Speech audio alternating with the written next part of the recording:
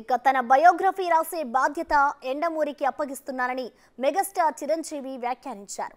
విశాఖపట్నంలో లోకనాయక్ ఫౌండేషన్ ఆధ్వర్యంలో నిర్వహించిన ఎన్టీఆర్ 28వ వర్ధంతి ఏఎన్ఆర్ 100వ సెంటినరీ సెలబ్రేషన్స్ కి చిరంజీవి ముఖ్య అతిథిగా విచ్చేశారు.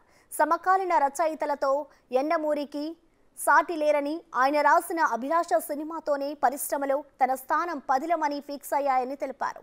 ఇప్పుడు తన బయోగ్రఫీ రాసే సమయం తనకు ఉండదని, అందుకే ఆ బాధ్యతని ఎండమూరికి అప్పగిస్తున్నారని చిరంజీవి వెల్లడించారు.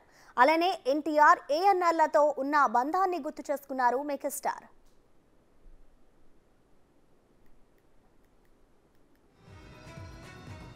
నీ ఆటోబయోగ్రఫీ ఎవరు రాస్తున్నారని, ఆటోబయోగ్రఫీ అంటే నేనే కదా రాసేది అనుకున్నాను. నువ్వు ఎక్కడ టైం ఉంటుందిలే, నీవు చెప్పు, మేము ఎవరు రాసుకుంటాం, నీకేమైనా ఇంట్రెస్ట్ ఉందా, ఖచ్చితంగా చెప్తే రాస్తాను. నిజంగా ఎండమూరి లాంటి గొప్ప స్టార్ రైటర్ ఎవరు అన్నా ఒప్పుకోకుండా ఉండదనుకోండి, ఎవరు ఒప్పుకు తీరాల్సిందే. ఒకే ఒక స్టార్ రైటర్ ఎవరైనా తెలుగులో ఉన్నారంటే అది ఎండమూరి వీరేంద్రనాథ్ గారు. అలాంటి గొప్ప కలం, బలం, మేధస్సు ఉన్నటువంటి ఎండమూరి వీరేంద్రనాథ్ ఈ రోజున నా ఆటోబయోగ్రఫీ రాస్తాను అన్న మాట అనడమే నాకు ఎంతో ఉత్సాహాన్ని ఇచ్చింది.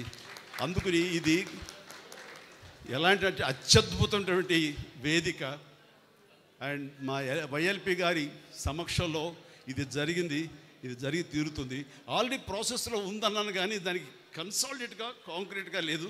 అండ్ ఎండమూరి గారు అన్నారు, మీ మాట చొప్పున అనేస్తున్నాను, ఇట్స్ ఎ కమిట్మెంట్ పబ్లిక్లో.